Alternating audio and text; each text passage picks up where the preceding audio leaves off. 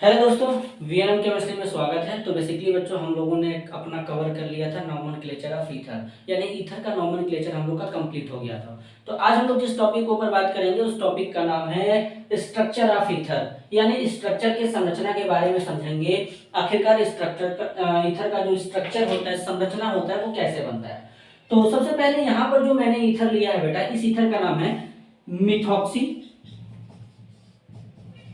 Methane. अब आप लोग नाम लिखना सीख चुके हैं तो आप लोगों को कोई समस्या नहीं होगा। या इसी मिथॉक्सी मीथेन को क्या कहते हैं, इसी को कहते हैं डाई मिथाइल ईथर।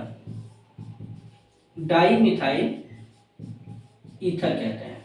तो इसके स्ट्रक्चर के बारे में बात करेंगे। तो बेसिकली ईथर में होता क्या है, यहाँ पे ये कार्बन है, कार्बन का वैलेंसी 4 होता है, 3 बॉन्ड इधर 3 बॉन्ड इधर बना दिया। एक बॉन्ड ऑक्सीजन के साथ बनाया हुआ है। ऑक्सीजन का वैलेंस इलेक्ट्रॉन जो होता है बेटा, वो होता है कितना होता है, 6 होता है।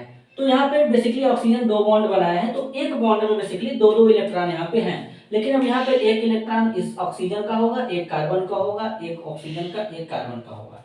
तो यहाँ पर ऑक्सीजन का 2 लोन पेयर बेटा बच जाता है, 4 इलेक्ट्रॉन बच जाते हैं। इसी को लोन पेयर ऑफ इलेक्ट्रॉन कहते हैं। ये लोन पेयर है, ये भी हमारा लोन पेयर है। क्लियर हुआ।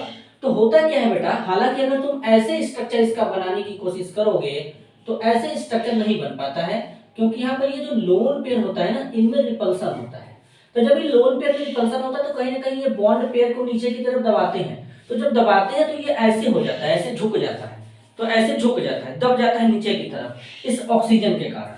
तो इसलिए यहाँ पर बेसिकली क्या होता है बेटा, इस तरीके का यहाँ पे स्ट्रक्चर हमको शो होता है।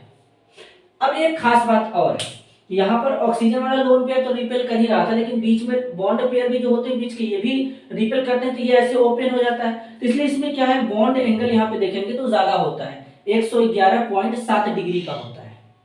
और यहाँ पर जो कार्बन और ऑक्सीजन के बीच का जो बॉन्ड लेंथ होता है 141 पिकोमीटर होता है।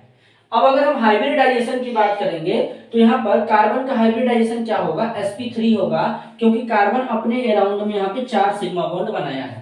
इसी तरीके से इसमें अगर हम बात करेंगे तो यहाँ पर भी इस कार्बन का हाइब्रिडाइजेशन sp3 होगा, क्योंकि अपने अराउंड में 4 सिग्मा बॉन्ड बनाया हुआ है। तो इस तरीके से कार्बन का हाइब्रिडाइजेशन sp3 होगा। इसी तरीके से अगर ऑक्सीजन का हाइब्रिडाइजेशन निकालोगे तो ये भी sp3 होगा, 2 सिग्मा बॉन्ड 2 लोन पेयर। तो अगर कल को हमसे कोई लोन पेयर पूछता है कौन से हाइब्रिड ऑर्बिटल में है, तो ये दोनों के दोनों लोन पेयर हमारे sp3 हाइब्रिड ऑर्बिटल में होंगे। तो इस तरीके से बेटा ईथर का स्ट्रक्चर भी कंप्लीट होता है।